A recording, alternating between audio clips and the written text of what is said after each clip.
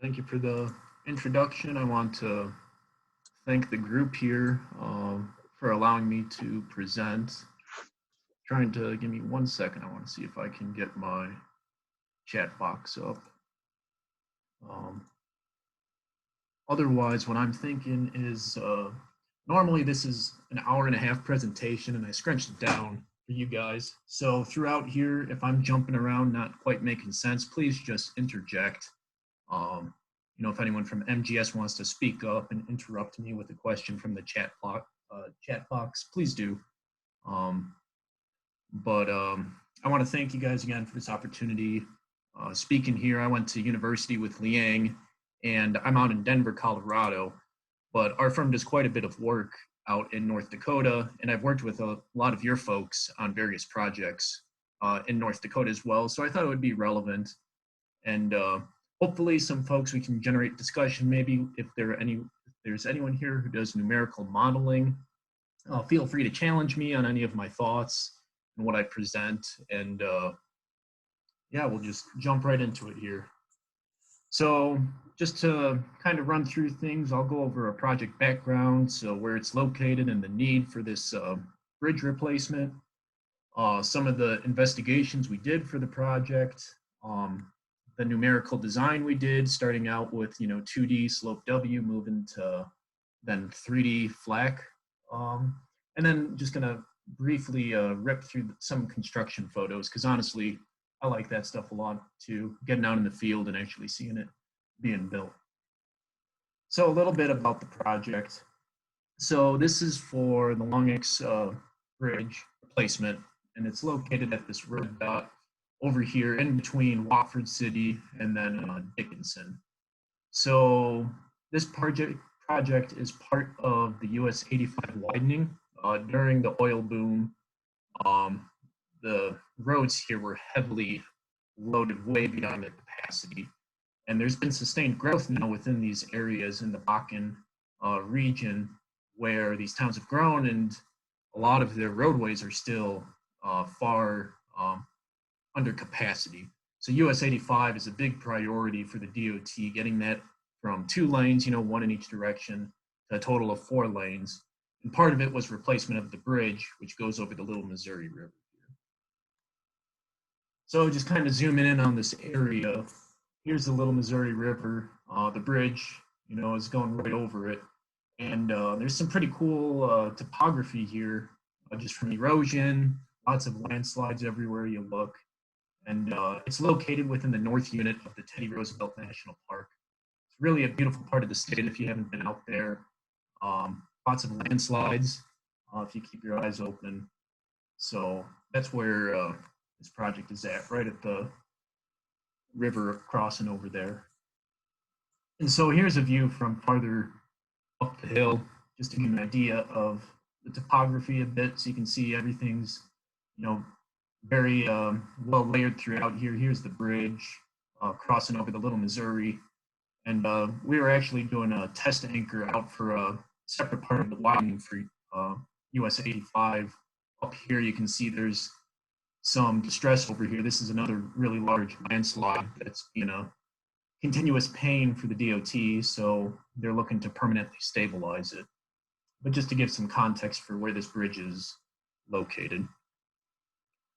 So you can Google or go on YouTube and look for Long X Bridge impact or hit. Hopefully the video is coming through okay, but I had to mute it because there's a lot of swearing in this video. But basically, it's a low clearance bridge, and after when you get all those oil construction going through there, it's not acceptable. And also, as part of widening US 85, the 4 lanes, they need to widen the bridge as well. Also, the bridge was, overloaded quite a bit, and I believe it's only 50 years old, but it was quickly seeing a lot of structural distress, which is kind of highlighted in this picture over to the left. So there was clearly a need to replace this bridge, and that's kind of what this presentation is focusing on. So moving in a little bit to the geology of the area, we do quite a bit of mapping within this area, and this is kind of our main stratigraphic column of the Sentinel Butte Formation. So it's a tertiary age bedrock over here.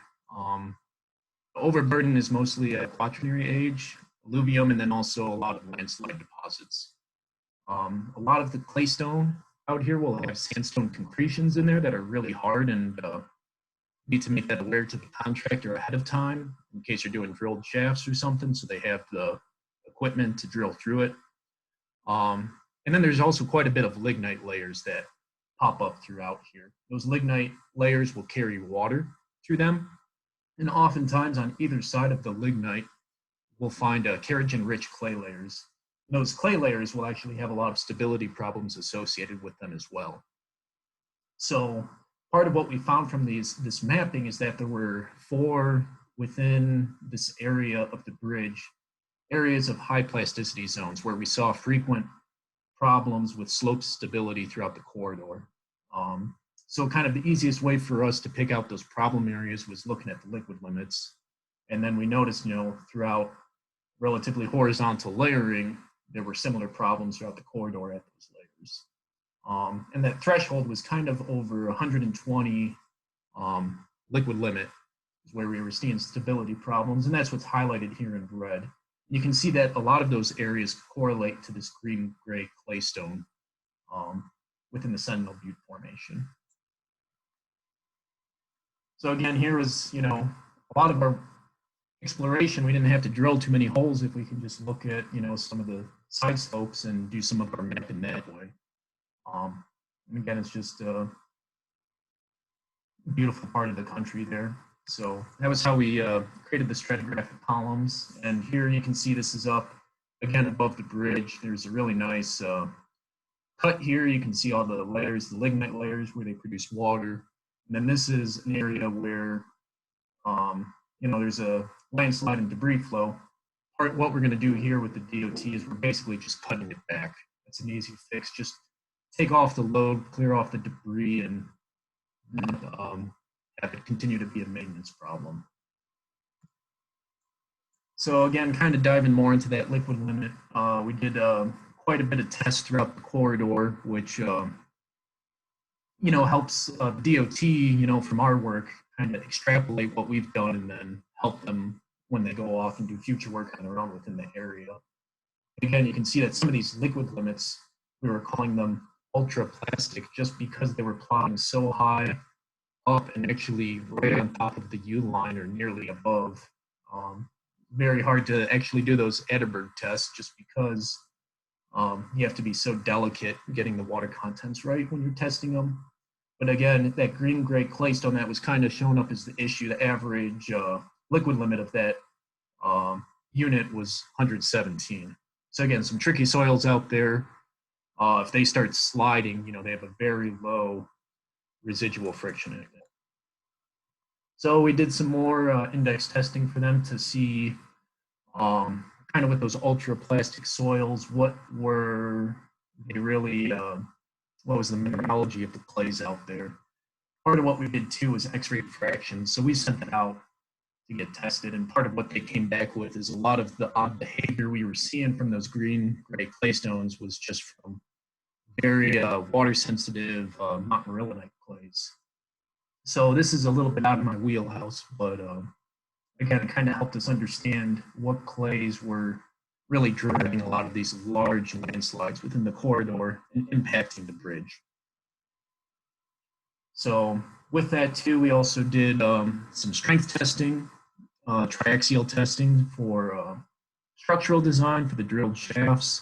So pulling off peak and then fully softened friction angle envelopes, as well as we did ring shear testing, which this was pretty important for the interface, looking at where the landslide was moving and how it was actually sliding at these very shallow angles. And again, pulling this envelope is important because if you're just using a single phi-c for your slope stability model, you can see that at low stresses, if you're going to draw a straight line out, it's very different than the secant friction angle if you're under, a much deeper landslide within the same unit. So we sent this to the University of Illinois, to Professor Stark, and he was able to improve upon his correlation as well. But you can see here that even this one test for the fully softened was kind of plotting below his anticipated. And again, he spent a lot of time kind of playing around with the soil extrude, trying to figure out what was going on. But this was pretty critical for us to figure out how those soils were behaving within the landslide. And again, if you were to pull a secant friction angle here, it's pretty low for this bedrock. Just a boring log for some typical soils out there. Identifying the displaced bedrock was very difficult. Part of what we ended up figuring out kind of throughout the project is that looking at the bedding within bedrock was very important, because if there was any type of steeper inclination, that led us to believe that it was part of a large landslide block that has moved when otherwise it might look like sound bedrock otherwise. So many of these landslides are multiple acres, so it's very hard sometimes to determine, unless you have instrumentation, what's moving and what's not. So that's kind of something we learned out there on the project, was to look at slight changes in bedding. So, and here's all the landslides mapped coming back to the bridge area. You can see it's just a lot of large landslide complexes out here. And here's where our bridge is at. So most of our borings for the project were along the bridge here at the different pier locations, and then the abutments. You can see there's a large landslide here located within the south abutment of the bridge. So the north area, there was just alluvium that was mapped, so we weren't worrying so much about that. They just drove piles, I believe, for the north abutment. Most of the work, and what I'm talking about for this presentation, is at the south abutment here throughout this landslide complex. So a little bit diving into the design now. And again, if there are questions, please someone interrupt me. Happy to explain anything in further detail. Zooming in up on our explorations, again, you can see here we had a few inclinometers installed within the slide area. 12604 was not showing any movement, so we were determining that the landslide was towing out, right kind of into the river, which, that's how most of the landslides out here operate. They go down towards the river. But based on that, we determined that it was just really this abutment that was impacted by this large landslide over on this side. So inclinometers we installed out there were just, for manual readings.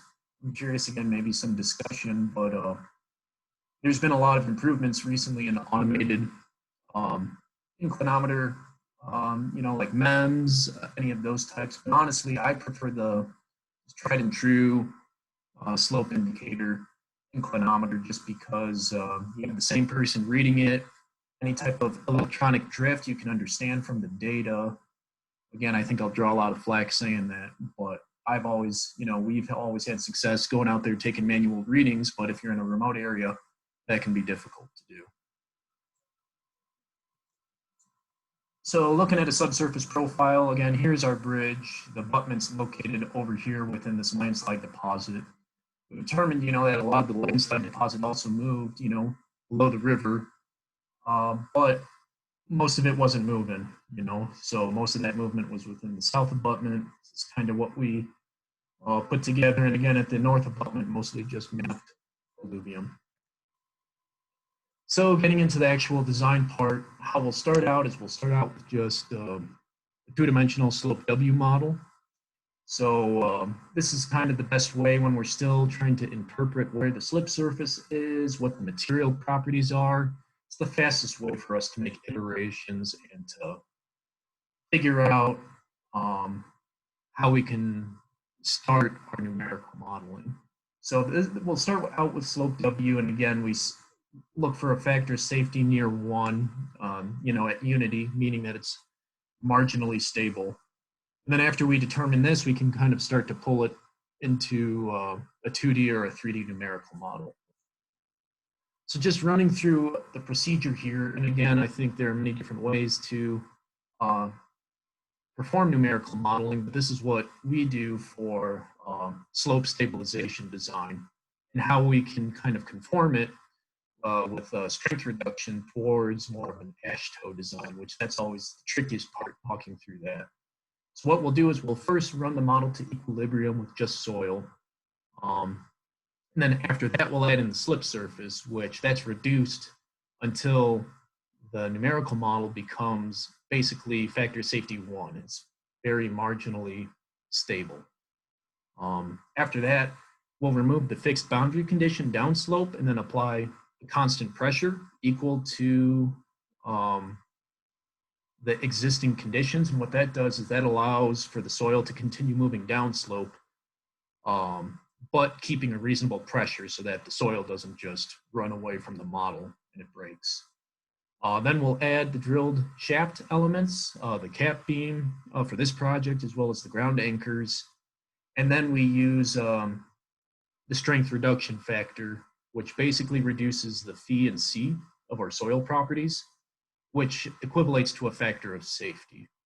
So it seems like for every project, we always have to evaluate the best way to apply strength reduction factor to meet AASHTO requirements and to meet, the needs of the owner, which depending on how deep the landslide is, there can be some pretty significant monetary impacts if you're looking at just designing for a strength reduction factor of, let's say, 1.1, or if you want to bump it up to 1.35 for, what would be considered for maybe AASHTO slope stability. What we ended up doing for this project was, since we were not looking to stabilize the landslide, we were just looking to resist the landslide movement within the drilled shafts. We applied a strength reduction factor of 1.1, and then those loads from the service condition were multiplied by a factor to get strength and then extreme loads within the drilled shafts for the structural engineer. So again, I think, there's maybe at the end, if there's time, we can kind of discuss that if anyone else has other opinions. And for us, it changes between projects too. That's always kind of the trickiest thing for us to think about. So here's a view of our model. And again, the drilled shafts themselves, are just a small part of it. We want to make sure that the landslide movement's not impacted by any boundary conditions. And again, here's the upslope part. Part of what we did was we didn't want to model all of the further landslide movement upslope. So we also modeled with an applied boundary pressure at the upslope side to simulate that landslide movement. Zooming in on the model, you can see here our drilled shafts. We cut the model in the middle of the bridge for symmetry. So that saves us, a lot of processing time, not modeling this other half of the bridge. And what's interesting to see here too is this extra drilled shaft off to the side that's not attached to the cap beam or to the ground anchors. What we determined is that when this drilled shaft is put in here, it receives exceptional load from the landslide just because it's right on the edge, whereas these other shafts, will kind of work as a group to reduce loading. This one will be loaded up an extra 10% beyond what these others were seeing. So basically, we put in a sacrificial drilled shaft to take a lot of the load to deflect, but then not provide any axial load and actually support the bridge. And that way we could reduce the deflection within the bridge itself. So that was something kind of unique that we came up with on this project, and why we did the 3D modeling as opposed to just a 2D model, to see how the soil was flowing around, how it was impacting the interaction between the shafts and the cap beam. And then that way we could, save a little bit of money as opposed to just a 2D design, which might have been more aggressive. So here's a view of looking at the soil displacement at that strength reduction factor of 1.1. Again, you can see we try to bring the model out so that we don't get any boundary effects at our drilled shafts here. And you can see how there's less movement going up to the drilled shafts, and then below the shafts, soil still allowed to fail. The interface that we modeled for the slip surface is down here at the bottom, right on top of the competent bedrock. So a closer look at the drilled shafts here within the model. what we're plotting here is basically the stress within the anchors and then the vertical stresses within the drilled shaft elements. So there are many different ways to determine the stresses within drilled shafts using FLAC.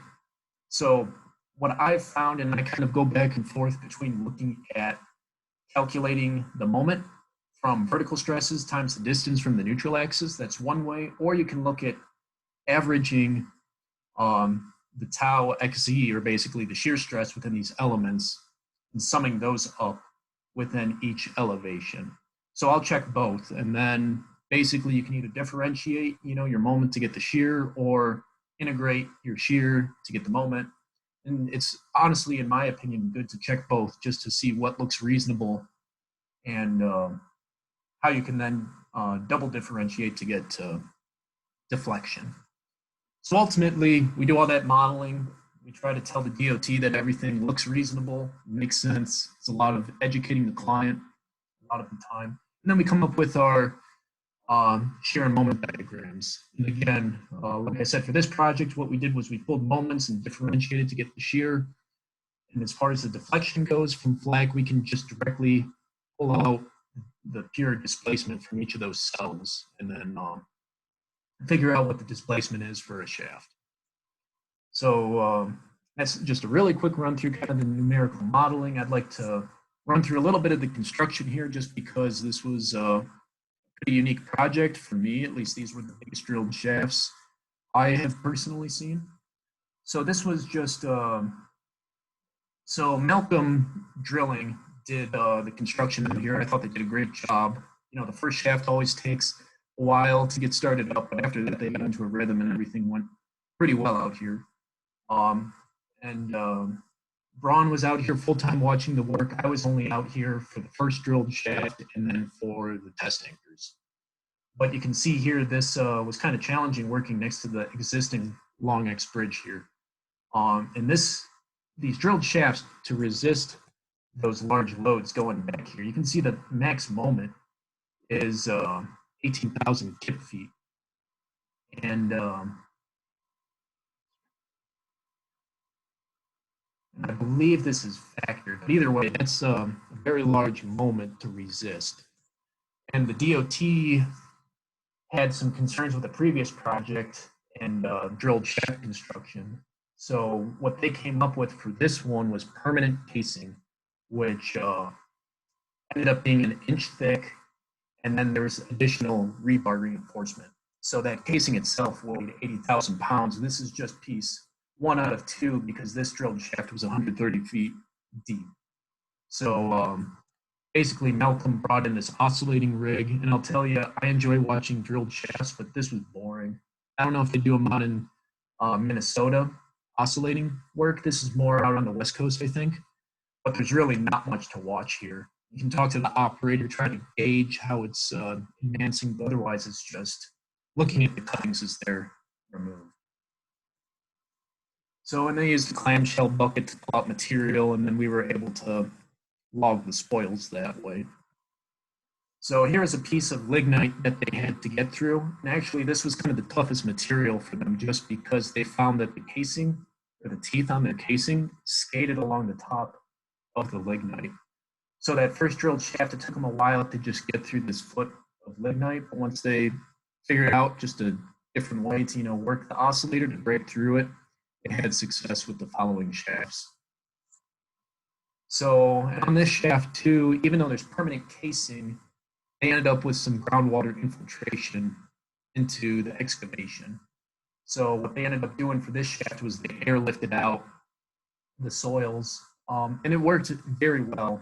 So sounding the bottom of the excavation, you can feel there was some pretty soft material, but it took a while, a few hours of airlifting. And you have to be careful with this claystone and sandstone bedrock. If you try to apply too much pressure, it'll really just kind of tear up your rock socket.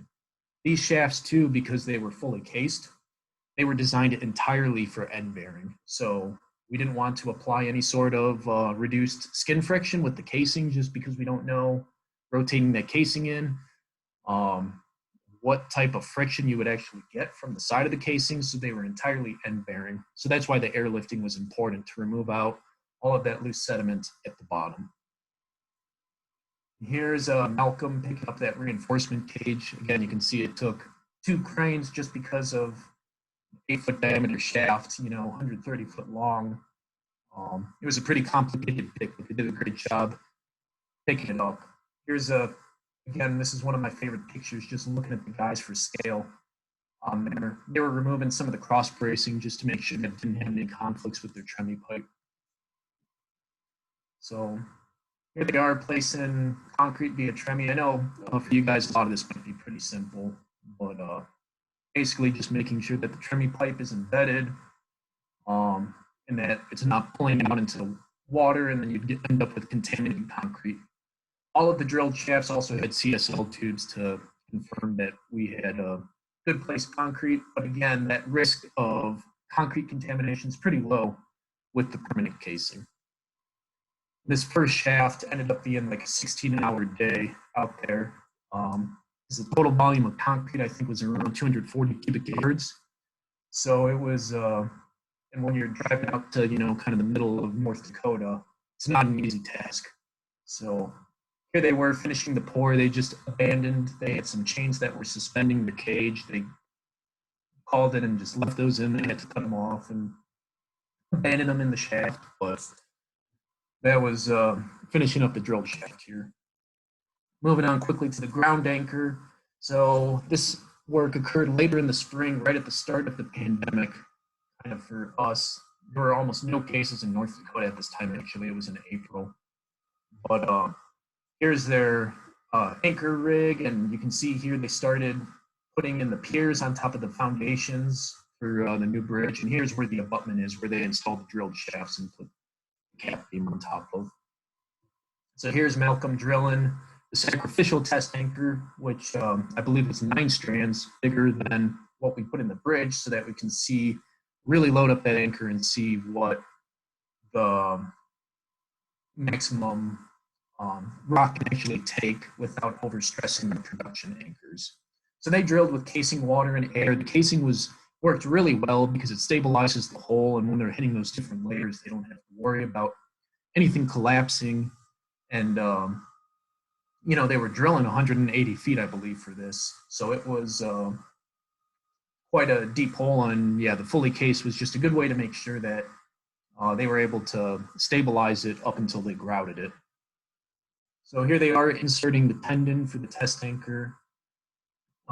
Then they had an initial grout as well as one post-grout. Post-grout didn't really take here, but it's always a good idea, in my opinion, to try to post-grout and to force the contractor to post-grout, just in case, different holes might behave differently. And we saw on this project, at 2 different spots, the one that was farther up the slope took quite a bit of post-grout. So here they are setting up their test reaction frame, starting out, and we had an issue. This load cell was actually too small that Malcolm brought up. Ron was able to help them and get a bigger load cell shipped out in time, but they were really struggling with this test for a bit. Tried some different configurations, and you can see they didn't really work. They were failing their steel box here before they were actually pulling out the anchor to the required load. So here they are, though, with the bigger load cell. This hydraulic jack actually went out 18 inches, which I don't think there are many in the country that can do that, up to 300 tons. So the anchor was pretty well instrumented as well to get some data. This was what we did up at Horseshoe Bend, and this was a cool opportunity. So this is another project we're currently working on for the DOT.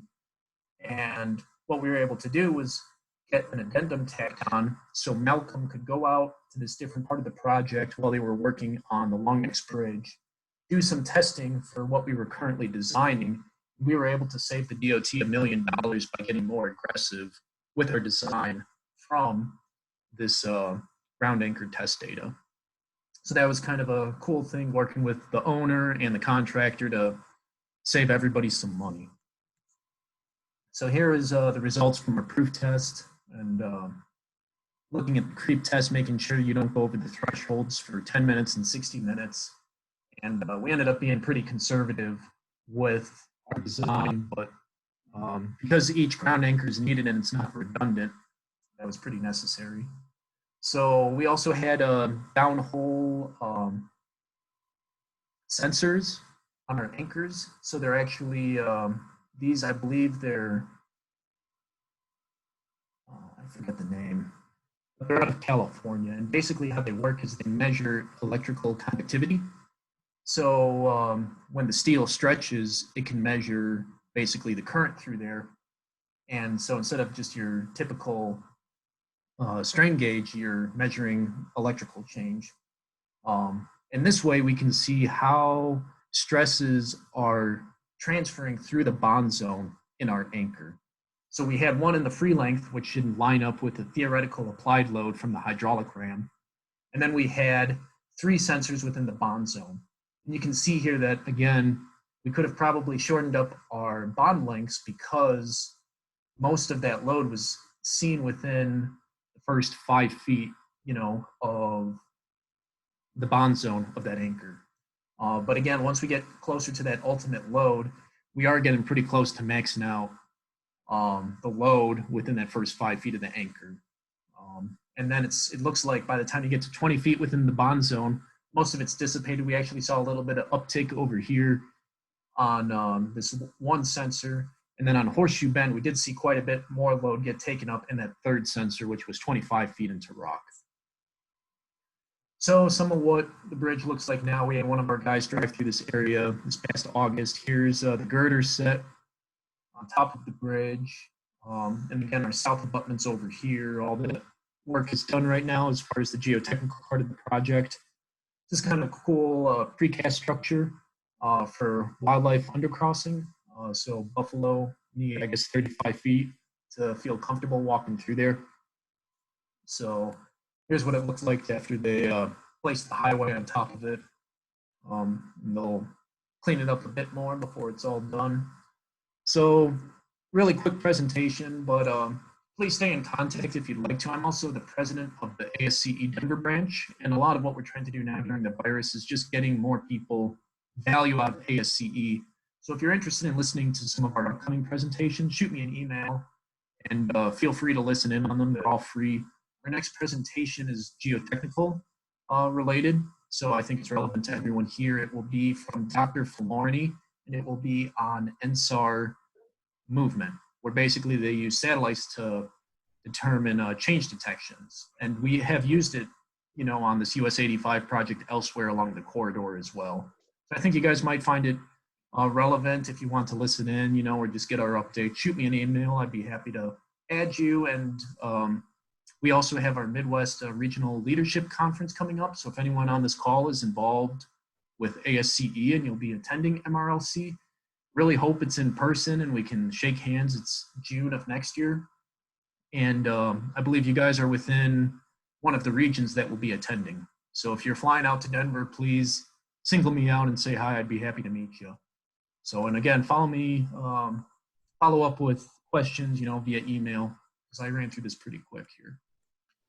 So thank you guys again. Appreciate the opportunity to present. All right.